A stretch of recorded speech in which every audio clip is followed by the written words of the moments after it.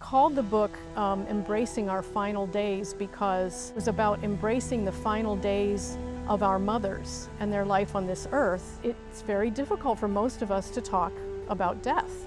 It's holy. It's just holy. It's what we all go through. At some point we have to go through it. It's just part of humanity. It's part of who we are. It is an incredible gift to be around someone when they're dying.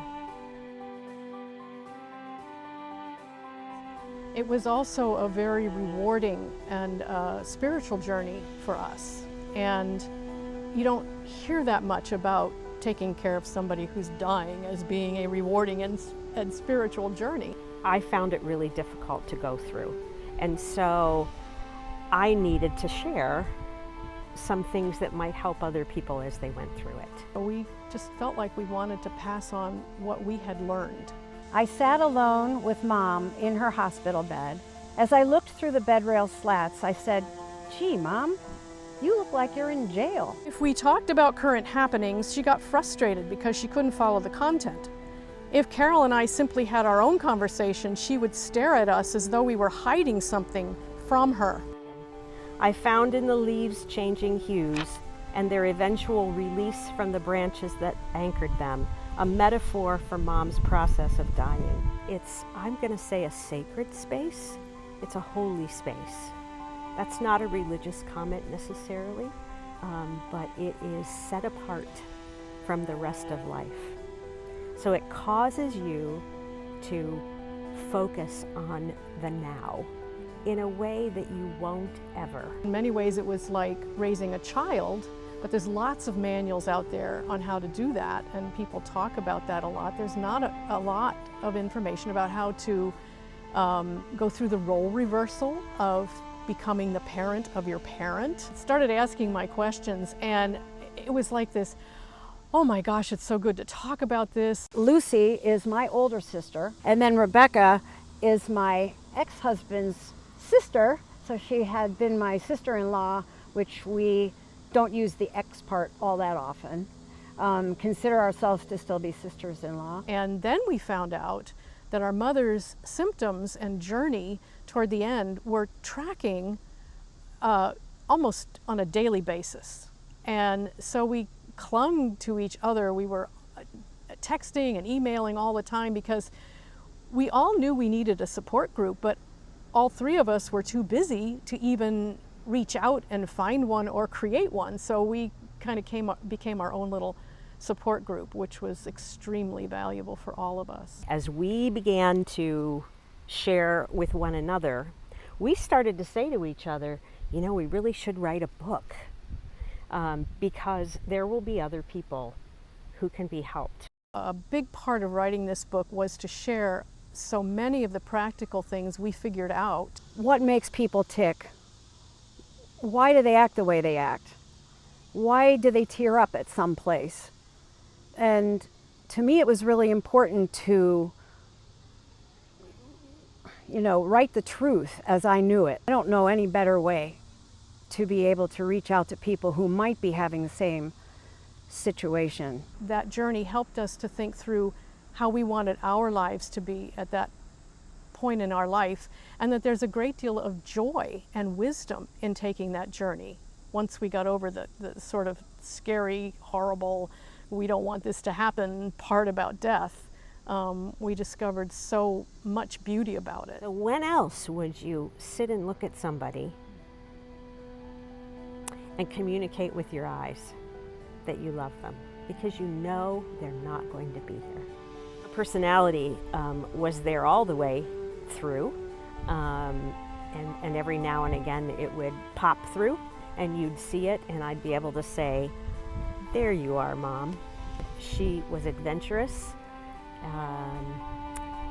hard to manage sometimes as a senior citizen because she was pretty sure she could do more than she was able to do. When you get down to the nitty-gritty of things like how one experiences it physically or emotionally, what emotions do you start to have that you feel you shouldn't have, you feel guilty about, all of those things. those aren't written in books. She was a person who loved connection, connection between people, connection all over the world. When I arrived in Maine and Mom was, it was clear that she wasn't going to last much longer.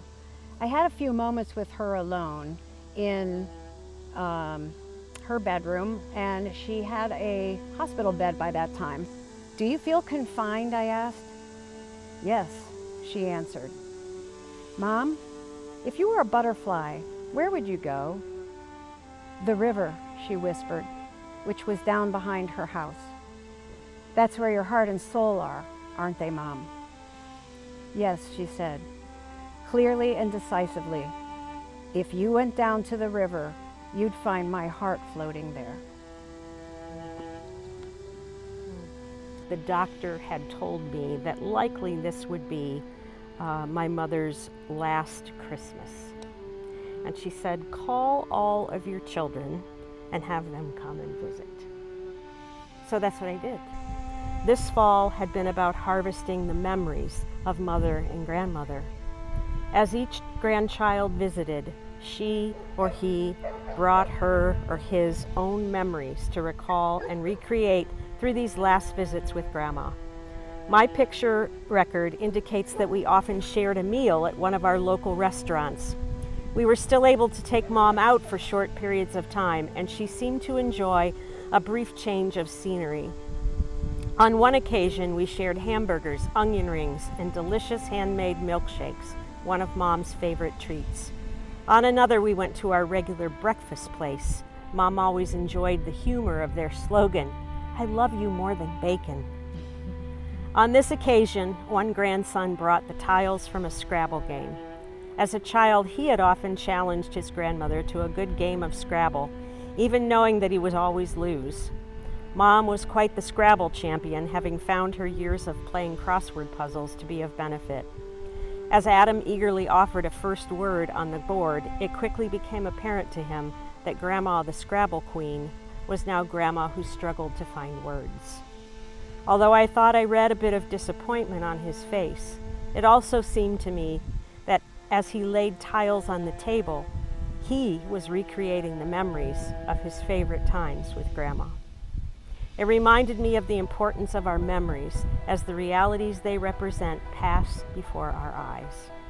Watching him, I also realized how the memories that I carry are only a small part of those memories available to us. To have all of them, we must carry them to one another. Hi, Jana. How are you? Why are you reading this book? Because I wrote it, and so did Marianne, and so did Lucy. This way of embracing life and saying, "Come on, let's live it," you know? And again, my mom had the same kind of thing, but it showed up differently. We created a game with little slips of paper, each with a past year written on it, and placed in a basket. We would hold up the basket to Mom and have her pick out one of the dates. Then we would share what we remembered from that year. Mom was no longer able to attach specific events to dates, but Carol and I would try to recall family stories that she might remember or enjoy hearing about. It made us think about our own final days and what embracing living and dying with joy and creativity would be like. Embracing Our Final Days is the name of the book, and it's available on Amazon.com.